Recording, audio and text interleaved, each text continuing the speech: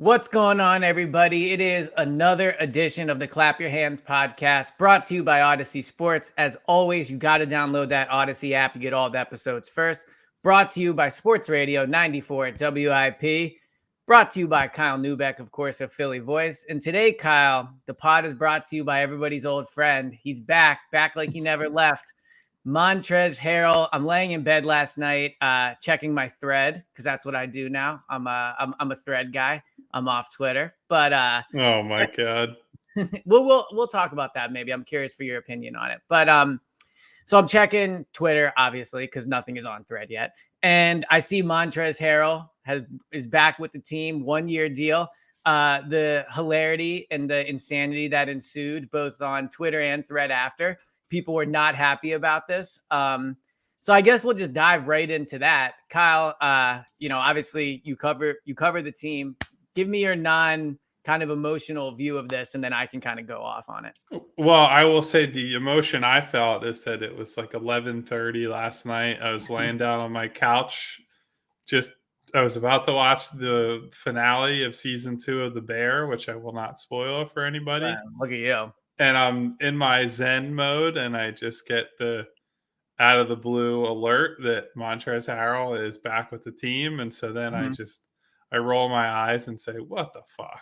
And I think that's what everybody did. And mine is less like it. I would say it was definitely a surprise for me. This is the first thing they did where I had an audible reaction to it. And it was kind of out of nowhere. I think I would say, and you can correct me if I'm wrong here, that I prepared a lot of people for sort of what they were going to do, who they were going to lose, the Maxey stuff, all that. And I've been, a step ahead for the most part. You definitely have been. Yeah. This one was just like, I was with the fans on this one where it's, why is this happening? What are they doing? I tried to gather some information on that. And I don't think any of the explanations have been good. I know that one of the first concerns that people had coming out of this is, does this mean Paul Reed's not coming back? The team is still saying, hey, we're still interested in bringing Paul back. To which I say, why the fuck would you carry 4 big men on a roster where your best player is a max contract center who's the star of the team, number one? If you want to get into like speculative territory and say, hey, maybe they're doing this to appease James Harden and this is another sign that Harden's back, you should not be wasting roster spots on, hey, this is a guy that Harden like playing like with 7 years ago or whatever. And they burned a lot of minutes on that last year, in part because James had a slight preference for Montrez over Paul Reed. That faded over time, and Reed certainly was the better player at the end of the year. Like, all the potential explanations for me are just bad. And I think the headline here for me, you can spin the Beverly signing in positive ways for them. You can spin the Mo Bamba signing, which we haven't even talked about yet, in positive ways for them. I don't see how you can look at the Harrell deal, who declining player who had his worst year ever on a lot of metrics last year, who a lot of people were just thrilled to not see on the floor anymore. They got better as soon as he was pulled from the rotation at that spot at his position. There's just no credible and positive explanation for bringing him back, basically. So I agree. It's definitely like the Pat Beverly signing I could get down with. I think he's probably a little better than other people do. The Mo Bamba one we'll talk about in a second. I was very impressed by his 12-minute YouTube highlight. So I might be very in. I might be very in on Mo Bamba. The Montrezl Harrell thing, obviously nobody wants him on the team. I did think last year there were spurts where he looked okay, but to your point, they were way better once he stopped playing. Paul Reed took that job over and he was way better. So there is some speculation on Twitter, which I think is important to at least note, that maybe he opted out and he was always going to come back for like luxury NBA cap purposes. I don't understand. And if you view it that way, then if Montrezl Harrell just opts in, we're sitting here and going, well, that sucks, but there's nothing the team can do about it. So maybe this is something where the Sixers don't even really want him back, but he was going to be back either way. You can make the argument, well, once he opts out, you can just, not bring him back. But at the end of the day, it does suck. It's a wasted roster spot. I've been enjoying watching the Summer League games. They're 3 in. We're going to talk about them in a second. And it does suck to think that maybe Montrezl Harrell's spot could be used with maybe, and I don't think it would straight up impact this, but what if now Ricky Council doesn't have a spot? Or what if my boy Turk doesn't have a spot? So there are those Well, those guys are on two-way deals, so they're fine. We don't right. have to worry about them unless you want to actually convert them to real deals and use them on a night-to-night basis. Then that becomes a problem. But for now, they're all right. So you've eased that concern of mine. I'm not concerned about Jaden Springer using a roster spot, but we'll get into that later on. But as far as the 4 center thing, one positive spin I can think of, which maybe does have some truth, is maybe with all these centers, Mo Bamba, if they do indeed bring Paul Reed back, we'll see if Paul Reed does come back. So that's part of it. And then now Montrez, and then obviously Embiid, like Tucker has played some small ball 5 at times. Maybe they're just going to play Joel way less minutes. And then come playoff time, he's fresher. Maybe that's the solution they've come up with. So maybe that's it. But the issue is, even if you're going to do that, nobody wants to see Montrezl Harrell on the floor. With the Harden thing, I actually think it's basically just a coincidence and funny that they've signed 2 of his friends. I don't really think it means anything. Like, Harden's not going to come back because Montrez is here. Maybe because Pat Bev is here, it gives him a little extra motivation if he's truly on the fence. But I don't buy the Harden stuff. To me, I view this as like Montrez was probably going to be back either way. It's frustrating the way this happened, that we had hoped that he wasn't. But ultimately, it's a wasted roster spot that was probably going to be wasted anyway. Yeah, the counterpoint I would make to the whole handshake deal speculation is that if they were, so let's look big picture here. The indication last summer was that James Harden took a discount in some respects because he was expecting that to come back to him this year and this offseason, and that was kind of a, hey, if you do this a solid now, next year we'll do what we got to do to figure things out, right? Yep. And if they were willing to say fuck you to James Harden and not give him money, why would they honor a handshake deal with Montrezl Harrell, who's a minimum contract guy who's like barely hanging on to a spot in the league? Like, that logically, that doesn't really make a lot of sense. Well, financially, it's way less money for what it's worth. It's way less money, but like, if you're willing to go back on what you're saying to James Harden, who is a much more meaningful and powerful person in the league than Montrezl Harrell is, like, why are you worried about pissing off Trez? Like, yeah, I'm sure that it wouldn't be the best thing to do to his agent, and we can get into how powerful agents are in the grand scheme of the league, but it just, like, it doesn't make any logical sense that they would allegedly have that kind of thing with James, say, no, man, you're not good enough to get a long-term deal at max money, and then essentially uphold a similar arrangement with Trez, who is far, far, far down the importance scale. So that's where I would say that doesn't really hold up. Regardless of the reasoning, I just think it's bad, and it's a bad allocation of resources. I think it's been a consistent problem, honestly, that they've carried too many bigs. And to your point about maybe you play Joel less minutes in the regular season, he's resting up, he's more prepared for the playoffs, or he's fresher for the playoffs. I actually think if you were to talk to like their head of medical and the people who do the sports science stuff, I think there's been pushback from sports trainers and people who study this stuff that more rest, or at least like fewer minutes, is a bad thing. Like, I know Doc Rivers talked about this some publicly last year, that there's medical people often say at the end of the season, you want to be ramping these guys up and up and up and up and up, and that it actually benefits them in some ways to just consistently be playing high minutes. Now, there's a line there, right? You don't want to be Tom Thibodeau and you're playing these guys 40 minutes a night every night. But I also don't think you want to be playing a guy let's say 30, 32 minutes a night. And then all of a sudden it's April and it's, oh, hey, you got to play like an extra 10 to 12 minutes Mhm. every single game in the playoffs. And so I would caution it, like, if you want to give him more rest within games for a while during the season and you need innings eater type players, I think that's a fair stance to have.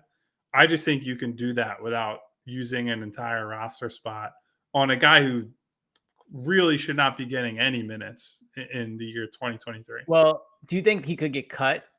Like, I'm not familiar enough with how the NBA cap works. Like, do you think there's a chance that yes, he's now on this deal, but they'll just cut him in camp, or is this or is he going to be on the roster? It really, all of this kind of depends on, in theory, yes, you can cut him and they're still going to owe him the money. It's a fully guaranteed deal. So he's going to get paid regardless. The question is, will that be punitive for them based on where they're at with regards to the luxury tax Right. and the aprons? And because if you're further into the tax, further above those aprons, your mechanisms to then replace him with another guy in that roster spot get smaller and smaller the deeper you get into the season, because you're likely closer to second apron territory or whatever it is. So that's hard to say because we have no idea what this team is going to look like. Right. Again, as I've said 100 times, so much of this hinges on what the hell are they doing with Harden? What's coming back for him in a trade? Because if they have, 3 guys that come back on 10 to $20 million deals and they're taking up those roster spots and they're on salary that's pushing them closer and closer to the second apron numbers, then cutting a guy just means you're not going to have another guy on the roster, Well, so essentially. that's kind of my next question, and so it's Paul Reed first, just quickly. Do you believe Paul Reed is going to be back? I think it's a coin flip at this point, I would say. Wow. So I was told all throughout that he's going to explore the market and things of that nature. So I would assume he's still probably talking to teams, seeing what's out there. And it's going to come down to, are the Sixers going to match whatever he commands in free Okay. agency? And so it's hard to say. Like, it is later in free agency now. This is not the initial rush where you might get a bigger deal. This is a team might actually probably offer him shorter term and say, "Hey, we'll give you like a balloon payment for Mhm. 1 year because we just need to fill our or go up to the salary floor." Like, for example, I don't know that this would be a thing they do, but the San Antonio Spurs have just a ton of money that they have to spend based on the CBA. Maybe the Spurs just say, we'll give you X amount of dollars to back up Wemby or play with Wemby Mhm. in certain circumstances. And maybe they just swoop in and say, fuck it, we're not using this money on anything anyway. And you're out there and you're a decent contributor. So we'll bring you in. So I don't, maybe something like that happens and that just prices the Sixers out, because I don't think they're going to pay a ton of money to keep Reed on the roster. I think if it's a reasonable deal, they'll bring him back, but it's I don't know where his free agency is at the moment, and so we'll have to wait and see on that. So I'm just trying to envision a world, and I'll credit my former boss and friend Spike Eskin on this. I'm just trying to envision a world where Paul Reed leaves and Montrezl Harrell comes back. And the reaction, people are already super mad at this team. If that happens, I will certainly be updating my thread and Twitter throughout the day, seeing how people feel about this. So you mentioned something I want to get into before we, kind of talk about the summer league and end this. I know you have a big day ahead of exciting furniture shopping that I'm actually jealous of. But anyway, so the you mentioned the Harden thing and how they're Yeah. kind of on hold for this. When we last talked, we both kind of agreed that Daryl was willing to wait this out and that he very well could be back. But at what point is it like other teams are getting better or making moves or doing things, and the Sixers are kind of handcuffed by this? Like, do you think the Harden thing is preventing them from doing other moves, or do you think they kind of have this where, look, if he's back, we'll be able to execute X, Y, and Z quickly, or we know if a trade happens that we're bringing in contributing players? Because as of now, if Harden's back, like they've added Mo Bamba, who I like, Pat Bev, whatever. They certainly have not made any type of significant addition that would make fans think, okay, this team could be different. Yeah, I just think a lot of this is as simple as they can't make moves of significance when the Harden thing is still kind of just hanging there in the air, right? When you have a guy who's going to make, was it $36 million Yeah. this year, and you're potentially turning that into, I don't know, let's just use the Clippers example that we keep bringing up. You're going to turn that into Terrence Mann at $10 million and Norm Powell at $18 million and Robert Covington at $11 million. And then that's 3 guys on your roster. It's 3 contracts as well, guys that you might potentially trade later and flip into more stuff. I know that it's a frustrating approach from the fan base's perspective, and I get it because look, this has been essentially what we're seeing in terms of the reaction, I think, is just the built up anger over years, Oh right? yeah. This is not just about this offseason and signing Trez specifically or signing Pat Bev specifically. It's the fact that they've run into this same wall over and over again. People are hoping for more creativity, more activity. They see Nick Nurse get hired and they're like, okay, that's a step in the right direction, right? That's a well regarded coach, Mm-hmm. somebody who's a potential upgrade over Doc Rivers, so on and so forth. And then you get to the actual player acquisition part, and the whiteboard leaks on Twitter, and that's Yeah. like a whole thing that people get mad about. You get the free agency, their only signings are minimum moves. They're sending messages, whether they actually believe this or not, that Harden could come back despite the fact that he clearly wants out of here. I think it's completely justifiable frustration from the fan base, but I think that Daryl Morey and the front office's approach is they don't have to actually take the floor for an NBA game until October, and they're going to use all that time to their advantage. And maybe that blows up in their face. That we very well could be sitting here in late September and say they fucking sat on their hands and they didn't do anything, and they're waiting for the Harden domino to fall, and it still hasn't fallen. And now you're staring down a situation where Harden comes in training camp and we don't know what the hell is going to happen. So that's the risk they're taking, with the idea in mind that they have, again, 2.5 months to try to sort this out and make the team better. And we can sit here and be logical and rational and say, they have that time, and I will wait and see until the whole thing is complete. There's no reason to judge a team that's not actually playing basketball games, right? Like, Mm-hmm. none of this is all paper shit anyway. Right. Nothing that they do right now matters until Montrezl Harrell has to actually play minutes for this team, which, God willing, we won't have to watch that this year. But I can absolutely understand why people are in a lot of corners of the fan base livid about where they're at right now. So I would just stress to anyone from the Sixers that might be either smart or dumb enough to listen to this pod and listen to me talk about Sixers. But like, I've been working at WIP for 5 years. I've been listening to WIP my whole life. I honest to God cannot remember a time where the station went this many days in a row with all 3 main shows talking about the Sixers and all about how mad the fans are. So I would just caution them. And I'm not saying you can make moves based off the fans. Like, I get that. But man, the fans really are super furious. I defended this team for like 4 hours yesterday, saying they were more winners than the Phillies, blah, blah, blah. Like, people are furious. So to your point, like, this has not been an offseason that's helping with that.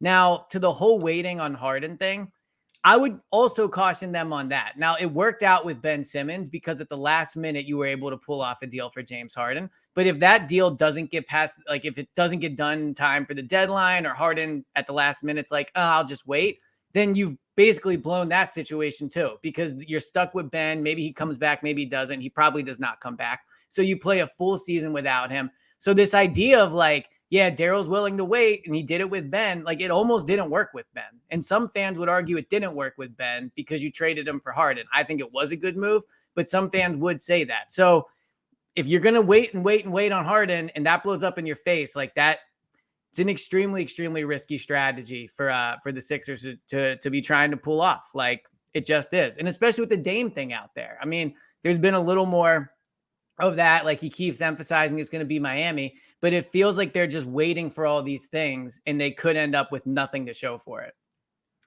Yeah.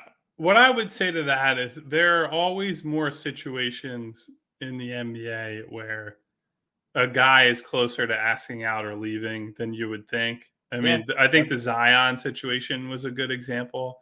I think very few people were actively like, man, the Pelicans are going to come into this offseason and explore trading him. But that's all you hear in the week leading up to the draft. And it's like, oh my God, Zion might be available. And Mhm. you kind of go down that road really quickly.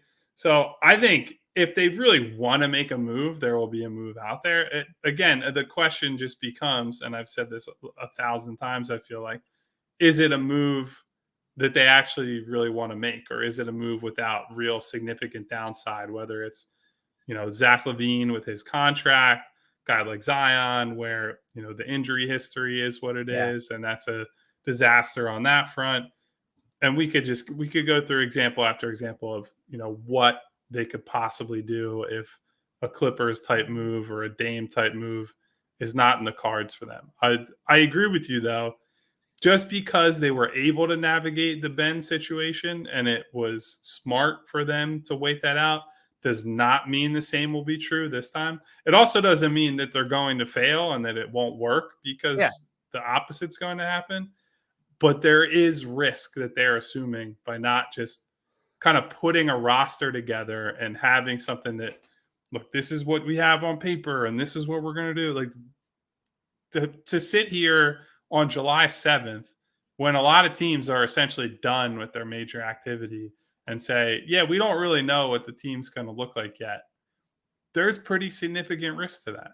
Yeah, there really is, and it just keeps making me think we're staring down the barrel of a season that the fans are. It's going to be ugly to start, and we'll see if they're able to navigate that. So you said the Sixers aren't playing games. That is true. They have some time. Their summer league team though is playing some games. They've now played 3 games out in Utah. The third one last night was embarrassing. They did make a run at the end, but they got absolutely waxed for most of that game.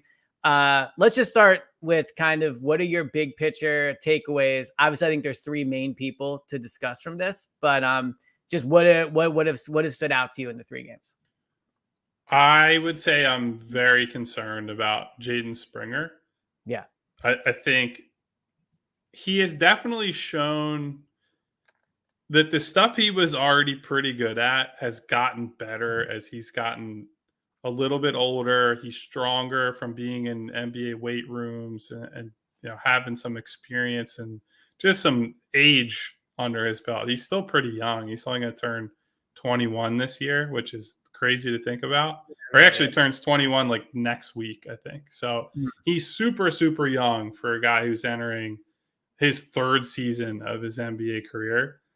I think the problem I have with him, one, I don't trust his shot still. 2, I don't think he can actually dribble. And 2 major problems. those are 2 big problems for a Yeah. guard. And here's the thing.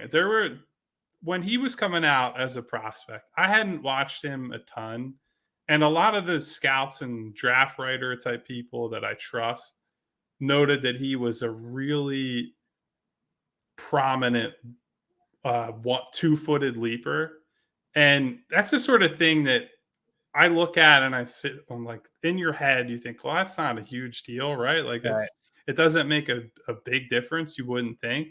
And then you watch him play, and there's so many possessions where Jaden looks like he has a step on somebody or he's able to beat his first guy. And because he can't explode off of 1 foot and just go up for a layup or a dunk attempt, he actually slows down and either allows his man to catch up to him or the shot blocker from the weak side rotates. And all of a sudden, whatever advantage he had created is gone. And so a lot of those layups at the rim are getting blocked, are getting altered in some way by the rotating shot blocker. And so if he's not able to get to the free throw line, which he's done a very good job at Summer League, guys have had a hard time trying to stop him from just kind of barreling through them, which I think is a big positive. His paths other than that to score have been fairly limited. And the bigger thing for the pro team is that he hasn't shot well. If he Yeah. doesn't make threes, I just don't see how he stays on the floor. No team is going to worry about him as a shooter. They'll just sag off of him, and he's going to play bigger, stronger, faster guys at the NBA level compared to Summer League and the G League. And so I just don't know how he produces on offense consistently enough in order to, get anything out of the defensive side of the ball. Where I do think, look, he's shown flashes there. He's been good there. I do think that if you look at just how he's reading the game, he's been a step ahead on a lot of things, and he's a good man defender, and we can sing his praises there. But I think a guy in his third year as a player in Summer League needs to be like a wow type guy. Yeah. Just needs to be absolutely blowing away the competition. Actually, better example of that, Jalen Williams, who plays for the Thunder, did not play. They have two Jalen Williams, by the way, but the Jalen Mhm. Williams from Santa Clara, who they drafted last year, made first team all rookie. He doesn't even need to be playing in Summer League and played the first two games for them just to get reps, which is, look, I credit him for that. Yeah. He came out in that first Summer League game for Oklahoma City and looked like fucking Kawhi Leonard in Summer League. And I think Jalen Williams is a very good young player. He is not Kawhi Leonard. So Right. that's the sort of thing. A guy has a good rookie year and is on an upward trend. They come in and just destroy people. Like Maxey, another great example. He came in and played Summer League, and it was very clear after he had some NBA experience under his belt that he was just so much better Yeah. than every guy on that floor. And they pulled him out of Summer League because he dominated the competition so badly. And it was more meaningful to see other guys get reps and opportunities. So that to me is the big thing right now. I just don't think Springer has been good enough or has been good to the level that I'm thinking about him as a future rotation guy. And I think that's a pretty big disappointment so far. Yeah. I mean, I don't know how much I can add to that. I think you broke it down pretty correctly. Like, it's just concerning to see him not looking like even the best player on the Sixers, let alone the best player on the floor. What I keep seeing when I see him, and maybe this isn't a great equivalency, but he reminds me of a little bit of an extremely poor Marcus Smart in the way that I can see the way he contributes of like being annoying on defense, like, like things like that, but he can't shoot. And so flat out, he's not a good offensive player. He can't shoot. And you're right. He should be dominating. His body type to me just doesn't scream NBA player. I think he's always going to have physical limitations. And because of that, he'll have to be so perfect in every other area just to be a somewhat contributing player. And it's a shame because they've spent a lot of time like investing in this guy, but it just doesn't look like it's going to pan out for him. Now, one person that I think it very clearly is going to pan out for, and I think, to me looks like they really have something, is Terquavion Smith. Like, the shot looks good to me. My favorite thing about him, he takes like 10 threes a game. Like, he is not afraid to shoot. He is a hot. No, he is not afraid in any way. No, he is very, very happy to shoot, which I like. Like, in this spot, I like. But what's really stood out to me about him is he's a way better passer than I thought. Like, when I watched his initial highlights when they drafted him, I was like, all right, this guy is just basically like a bucket. Like, that's what he does. He's had 4 or 5 nice passes in these 3 games where I'm surprised that he made that pass. So look, I don't think he's going to come to the Sixers and average 12 points or 8 points or anything like that. But I think that if he's a solid passer, they talked last night on the broadcast about how Nick Nurse wants to see him run the offense. Like, he can definitely shoot. So if they do end up looking for a backup point guard and extremely spot minutes early on, and they want to give him some time, like, he's at least somebody that you can put on the court. He'll be willing to shoot. He's a good shooter. And if he can run the offense or at least be a decent passer, I see a path to him getting, maybe some minutes early on. Well, so I want to just quick segue back to Springer connected to that. I think, in fairness to him, part of my problem with him is that he just hasn't been as involved as I would like to see when he's on the floor. But I think a part of that is, rather than letting Springer run the show and handle the ball a lot, as you said, I think Nick Nurse is tasking Turk with saying, we need you to show growth as a Yeah. playmaker, a passer, and all that stuff. And so that naturally is going to push Springer and guys like Ricky Council off to the side where they might get more on ball reps otherwise. So we'll see if that dynamic changes at all as they get deeper into Las Vegas Summer League. I would agree with you. I'm mildly excited by Smith. Look, this is the type of player that I think always looks better relative to competition at Summer League, where, hey, it's a guy who can create his own shot and shoot. And there are so many guys who can't do that that he really stands out. I Yeah. think the good thing with him is that his catch and shoot numbers are great, and his shooting mechanics generally are just effortless and Yeah. super quick. Even his And misses look good. Like, it just looks like a good shot. that's what I mean. It's sort of the Isaiah Joe thing when he was here too, right? Where that's kind of why people believed in him. When the shot is that pretty and it gets up that quickly, people just are going to expect you to make shots even when you're not making shots.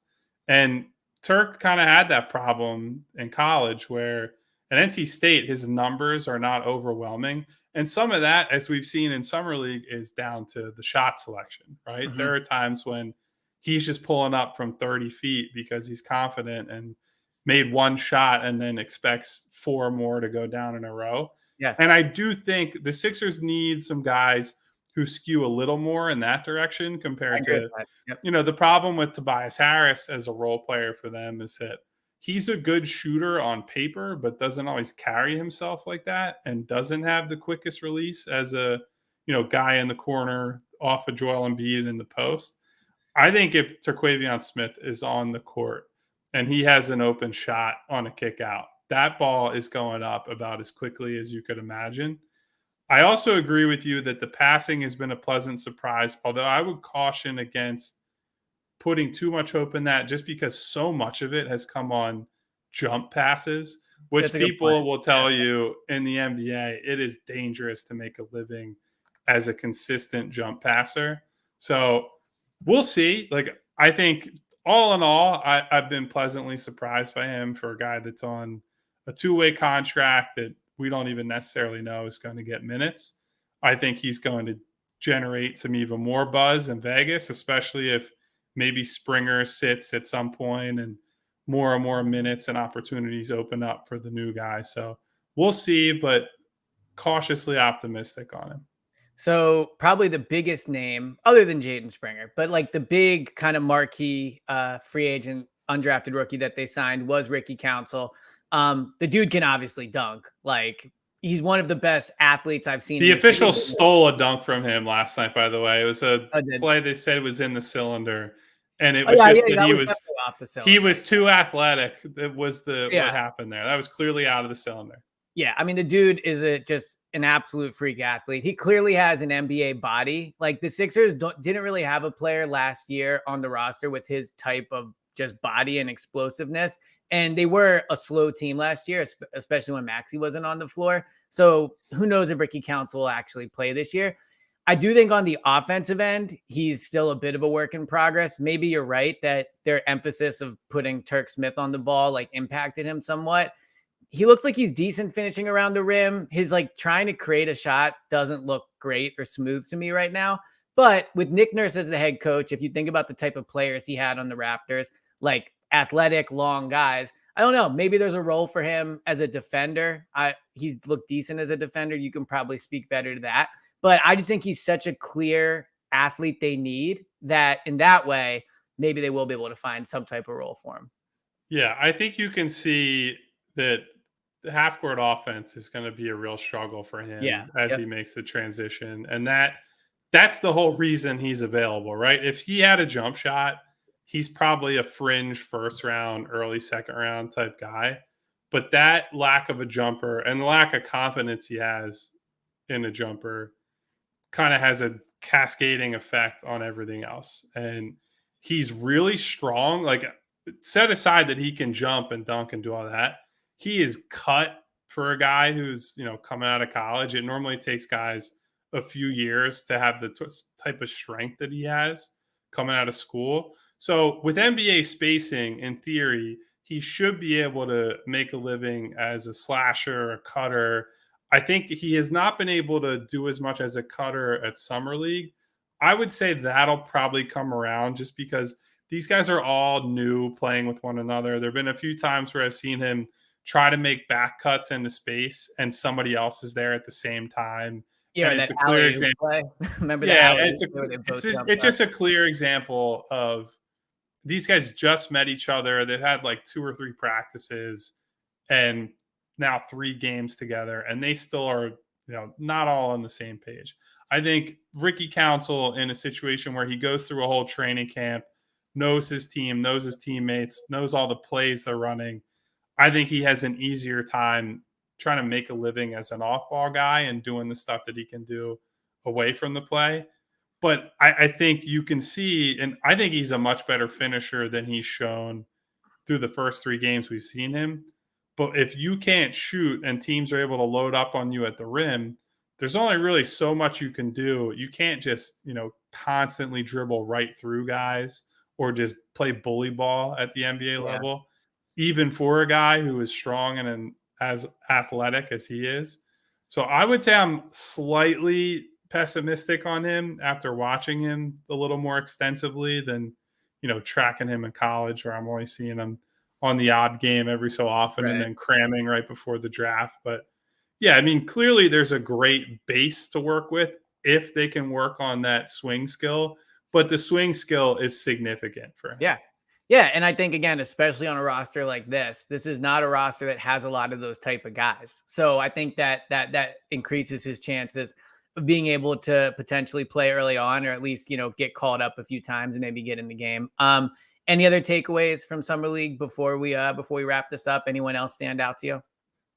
Javante Smart has been pretty good. I I don't think agree. that I he's agree. somebody that they're likely to use any kind of roster spot on, but and also this is a guy who's been in the league for a little bit now, has He had some screams, opportunities. yeah, he screams Delaware to me. Like I think he'll go with Delaware and be really good for them, but he has played well. I agree. Yeah, he could just be what we would call a quad A player in baseball, where Yeah. he's too good for this competition level, but not quite good enough to be an NBA guy. But I think you can clearly see he even the shot came back to earth last night against Oklahoma City, but he was still able to do some little things. I actually noted in the recap I wrote, which by the way, writing summer league recaps is the most insane thing I do every single year because it's just like how many of these guys matter Yeah. even a little bit.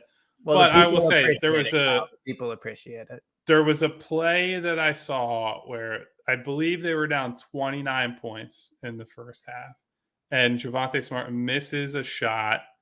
And it's one of those plays where you're getting blown out in summer league. You could easily just check out and they run the other way and score. And what's the difference between 29 or 31 points?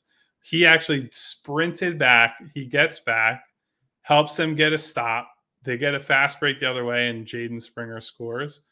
Those type of plays don't mean like literally anything in the grand scheme of things for like Right. the game purposes.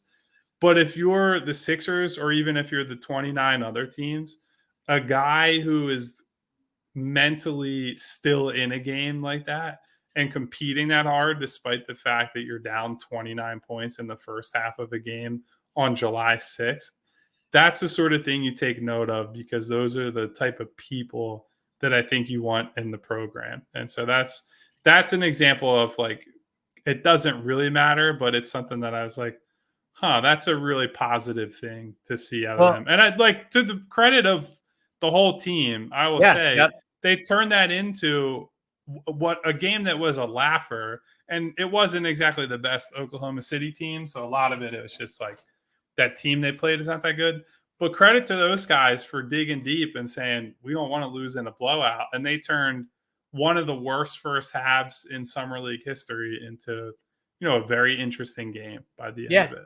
I agree. And it made me think of the good old days when we did pods talking about how the Sixers made comebacks and why it's a reason to believe. And unfortunately that didn't pan out. So there will be more summer league. Las Vegas is coming. Wemby plays tonight. We Excited. didn't really talk about Mo Bamba, by the way. I feel like we should Oh yeah, spend that's a right. couple minutes on Yes, good on Mo call. Bamba. Yes. Poor Mo Bamba, so forgotten in this. So, like I said, I watched a 12-minute YouTube highlight of him. He's probably the best backup center I think the Sixers have ever had based off that 12 minutes. But in all seriousness, like he can really shoot, which is impressive to me. If you look at, he shoots a relatively high amount of threes for a center. I think it was almost 4 a game one year, like 38%. He could be a legit stretch 5 for them. It seems very athletic. There must be something he sucks at since he's getting paid what he's getting paid. But on paper, he checks like a player I'm super excited about. He checks all those boxes. Yeah, I think there are multiple things he probably isn't good at where Yeah, I would imagine. But he doesn't stay healthy, which was borne out in his Lakers tenure. He basically didn't play at all in the playoffs with ankle issues. And if you ask him to defend in space, he's in big trouble. But he's a good shot blocker, guy with a ton of length at the rim. So if you can funnel guys toward him at the rim, he's going to help you out there on defense. To your point, he is a potential stretch 5. He shot poorly in LA last year, but he played like 9 I think it regular was, season yeah, games. So but that's he like shot people really well carrying. before that. Yeah, that's like carrying that Matisse Thybulle shot well for Portland last year in Yes, like 20 exactly. games. Matisse So new match, or no, they matched it, right? He's staying yes, with they the did. Sixers. So he's back in Portland with the hipsters out there. They'll love I him. actually saw him in Fishtown a few days ago, so I guess he's still local while he figures this out. Still lingering. Yeah. Yeah. So Sorry, go ahead. on the Bamba front, I would just say I think at the point where they signed him, there was reason for the fan base to be like, huh, this is interesting, and more optimism for what they were doing, even as the Harden thing stands out Right. there, because him and Beverly were both buy low, okay, let's see what happens type of guys. And I think those are the type of guys you take gambles on. If Mo Bamba pays off, he's a shot blocking, floor spacing 5, which they're really hard to get your hands on Mhm. at any price, let alone on a minimum contract. And then you kind of just take the wind out of your sails with the Montrezl Harrell Right. signing. And it's like, what are they doing here? What's the plan? I don't know what the hell is going on here. Well, I And mean, so honestly, yeah. Good. I would just say that I think the Bamba move is an example of what they should be doing, which is saying this is a young guy who has not delivered on his promise yet, but you can at least see the outline of this is something different. This is a guy who can grow. This is a guy who's frankly playing for his NBA future and his next contracts. Like you get a guy at age 24, 25 who's on a minimum deal. In theory, that guy's going to come out and give you the best that he's got. Now, if he stays healthy, that's another story. He's got real limitations, but those are the type of people you want to take gambles on, I think. And Yeah. him alongside Paul Reed would have been, hey, you're offering something different. Paul is more of he's going to play close to the basket. He's more of a switch defender rather than a true rim protector. And you're assembling some options. Having Trez in that Paul Reed spot potentially, that kind of ruins the vibes there. But I Yeah. think the Bamba move is a potentially savvy move with some upside. I'm interested to see what he's able to do. Yeah, Montrez was definitely a vibe killer. But no, I like if you ignore that part and you just accept the fact that he was probably gonna be back either way, no matter how it happened. I like the Mo Bamba signing. And I think that if he can stay healthy, like I said, I legitimately do think he's probably the best backup center they've had behind Embiid. Obviously, like Andre Drummond was a good rebounder and things like that, but they've never had someone that could shoot like he does behind Embiid. Him and Paul Reed is very kind of interesting in terms of long athletic guys. Again, the Nick Nurse type of defender and athlete we think about. So I really like the signing. Of course, health is an issue, but I like it. I like Pat Bev, but Montrez is supposed to be a good vibe guy. Is just killing the vibe of the whole fan base. So hopefully between now and the next time we record, there will be some type of resolution on Harden. I'm seeing tweets that Lillard is once again saying he's not even going to come to training camp if it's not with Miami. So maybe not. There's a lot of movement there, but next time I'm we're calling back, bullshit on that, by the way. I I don't agree. believe that for a second. I If agree. he got traded to some horrible team, I could buy it. If he gets traded to a good team, he's going to show up. I agree with that. I am losing interest in doing that. I'd rather just keep Maxey and not deal with that headache. But if they trade from him, I'm sure I'll be super excited. So until next time, hopefully a move to talk about. We will talk to you guys on the next pod. Not sure when that will be, probably early next week, if I had to guess. So until then, thank you guys for listening. Thank you for downloading the Odyssey app, leaving those 5-star reviews. And Kyle, I'll talk to you next time, man. Talk to you guys soon.